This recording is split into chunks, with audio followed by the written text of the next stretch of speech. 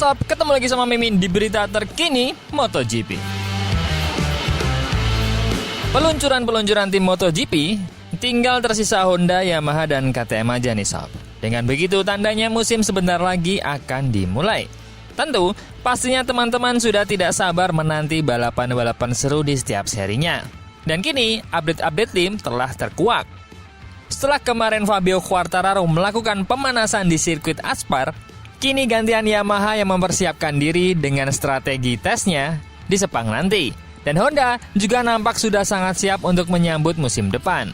Tapi Puig kini menguak dan beralasan bahwa Honda menjadi seperti sekarang ini salah satunya adalah karena masa Covid. Masa? Mengapa? Dan bagaimana?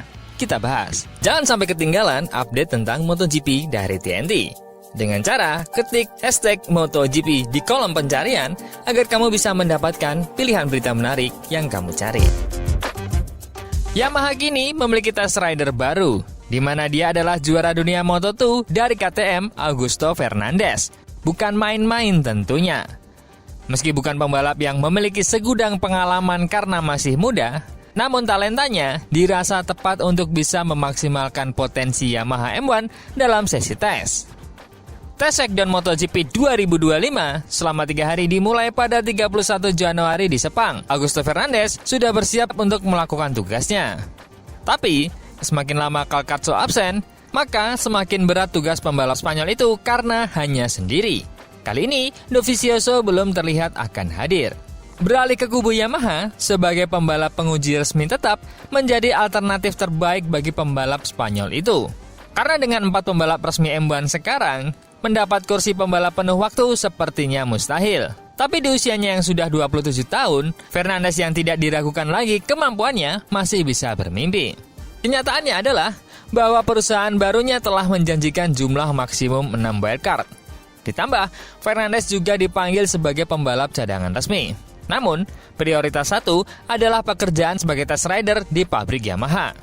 Ide awalnya adalah membentuk duo dengan Calcazzo dan Augusto Fernandez mulai tahun 2025 dan mendatangkan Andrea Dovizioso untuk tugas khusus. Namun hari ini, skema yang diinginkan tidak digunakan. Seperti yang dijelaskan manajer tim Yamaha, Massimo Meregali kepada GP1, poin krusialnya adalah saat ini penguji coba dari Inggris Calcazzo tidak sedang beroperasi. Situasi dengan Cal masih sedikit rumit. Infeksi di tangannya sedang dalam proses penyembuhan, namun sangat lambat. Yang juga pasti adalah ketika dia melakukan tes lagi, dia harus berlatih lagi terlebih dahulu. Dia sudah lama tidak mengendarai sepeda motor balap. Tampaknya mustahil bahwa mantan pembalap reguler berpengalaman itu berkompetisi di balapan MotoGP dengan wildcard-nya. Dia akan bertindak sebagai pendukung Fernandez yang masih belum berpengalaman pada tes yang sangat penting di Sepang nanti. Massimo Meregali tentang strategi penyesuaian departemen tes, Cal telah memberitahu kami bahwa tahun 2025 nanti akan menjadi tahun terakhirnya sebagai test rider. Kami kemudian menyesuaikan rencana kami dan membagi tugas penguji yang akan datang menjadi 2 area. Uji fungsional harus dilakukan di Jepang dan uji kinerja di Eropa bersama Augusto Fernandez. Seperti yang ditekankan oleh Meregali, veteran Calcazzo nantinya akan menemani penguji muda Yamaha itu sebagai mentor. Tugas Cal adalah menyampaikan kepada Augusto secara lebih rinci apa artinya membedakan di mana tugas balapan dan pengujian. Lalu peran Andrea Dovizioso yang dekat dengan bos teknologi Massimo Bartolini, Meregali menegaskan, Andrea telah banyak membantu kami. Dia sebenarnya selalu tersedia untuk kita saat membutuhkan. Di sisi lain, saat ini kami tidak dapat menawarkan kepadanya peran yang sempurna. Namun saya dapat memastikan bahwa ada minat yang besar untuk mewujudkan hal ini. Mungkin juga, jika pemulihan Cal tertunda, dia mungkin akan menggantikan peran Cal nantinya. Dengan komponen performa baru yang juga dikembangkan di Eropa, dan opsi pengujian Yamaha yang hampir tak terbatas di 4 peringkat konsesi terakhir, peran Augusto Fernandez seharusnya sangat memuaskan. Selain itu, Yamaha sedang mengembangkan penggerak baru dengan 4 silinder dalam konfigurasi V. Unit baru tersebut saat ini masih dalam tahap uji coba awal.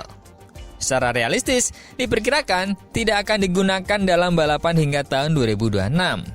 Namun V4 akan menjalani operasi uji lebih awal. Patut dipertanyakan, apakah rookie tester Augusto Fernandes mampu memajukan pengembangan M1 2025 saat ini dengan mesin inline-nya dan pada saat yang sama mendukung pengenalan basis mesin baru. Sedangkan dari Yamaha garasi sebelah, Pramac mewanti-wanti agar Jack Miller merubah gaya balapnya jika ingin bisa tampil baik di Yamaha. Jack Miller telah diberi peringatan oleh Yamaha tentang penyesuaian dengan motor barunya. Miller kehilangan kursi KTM-nya tahun lalu dan hampir kehilangan kesempatan masuk jajaran pembalap MotoGP 2025. Namun peralihan tim satelit Pramac dari Ducati ke Yamaha menciptakan peluang baru dan Miller diberi jalan keluar. Namun, dia menghadapi kurva pembelajaran yang lebih curam daripada rekan setim barunya Miguel Oliveira, menurut bos Yamaha, Massimo Meregali.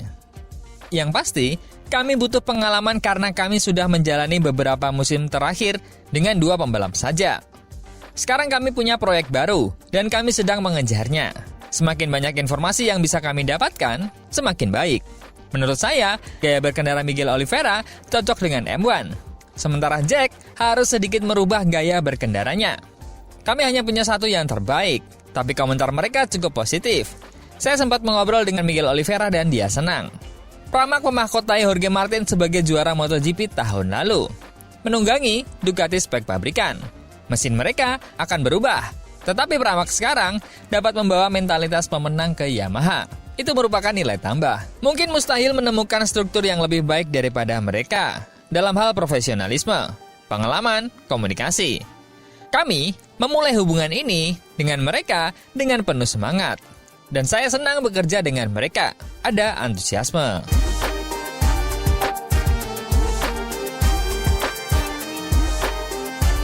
Saya beralih ke Honda, yang kemarin sudah melakukan tes lebih awal. Honda menyampaikan bahwa kini sudah siap.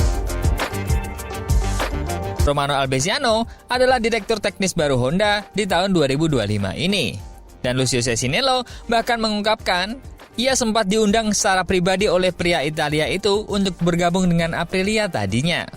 Kini, setelah Albesiano bergabung dengan pabrikan Jepang itu, Direktur LCR itu tidak ragu untuk menegaskan bahwa ini adalah kesempatan profesional. Pemilik LCR tersebut awalnya menegaskan bahwa dia tidak membawa Albesiano ke Honda.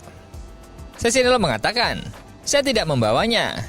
Dia menyadari bahwa itu adalah peluang profesional, tantangan baru, karena setelah beberapa waktu, menerima tantangan baru juga merupakan hal yang wajar. Dan Cesinello sekali lagi mengingatkan beberapa percakapan yang dilakukan dengan Albesiano dan bagaimana percakapan tersebut selalu memperkaya dirinya. Ketika saya berbicara dengannya, saya langsung menyukai Romano, karena dia adalah orang yang sangat seimbang, sangat jelas, dan sangat jujur. Dia tampak sangat siap, tapi juga sangat hormat. Kami selalu memiliki percakapan yang sangat menyenangkan. Sekarang, masih harus dilihat bagaimana Albesiano akan mengubah jalur pengembangan RC213V, yang sekarang di bawah naungan Eropa. Dengan visi dan cara kerja yang berbeda dari yang biasanya menjadi bagian dari DNA Honda.